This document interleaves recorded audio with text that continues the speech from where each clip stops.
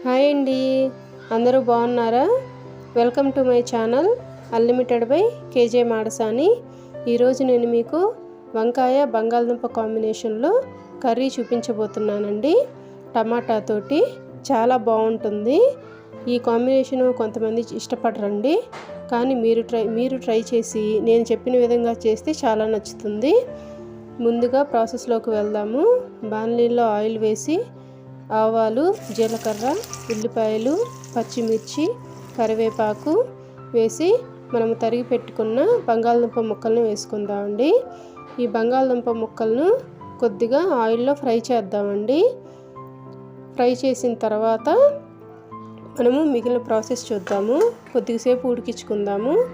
ఇలా వేగిపోయిన బంగాళదుంప ముక్కల్ని చివర్లా వేసుకొని ఇప్పుడు మనము తరిగి పెట్టుకున్న వంకాయ ముక్కలను వేసుకుందాము. ఇప్పుడు ఉప్పు, పసుపు వేసుకుందామండి. వేసుకొని ఏ వాటర్ అవసరం లేదండి. నేను గ్రేవీ కోసం 4-5 టమాటాలను మిక్సీలో వేసి గ్రైండ్ చేసి పేస్ట్లా చేసుకున్నాను. ఇలా పేస్ట్లా చేసుకున్న దాన్ని ఇలా మగ్గిపోయిన ముక్కల్లో వేసుకుందామండి. ఇలా ఏ వాటర్ అవసరం లేదండి. బాగా పండిన టమాటాలను బాగా ఇలా గ్రేవీ చేసుకొని వేసుకొని ఈ టమాటా గుజ్జులో వంకాయల్ని, బంగాళదుంప ముక్కల్ని బాగా ఉడికించి నూనెంతా పైకి తేలే విధంగా ఉడికించుకోవాలండి. ఇప్పుడు మనము కొద్దిగా కారము, కొద్దిగా ఉప్పు, కొద్దిగా ధనియాల పొడి 1 స్పూను వేసుకొని, ఇష్టమైతే అల్లం వెల్లుల్లి కూడా వేసుకోవచ్చండి.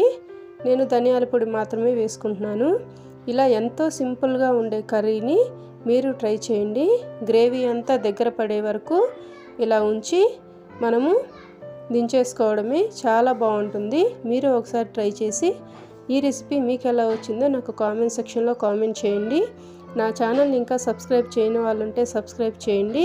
బెల్ ఐకాన్ని క్లిక్ చేసినట్లయితే నా లేటెస్ట్ వీడియోస్ అన్నీ మీకు వస్తాయి. Thank you for watching.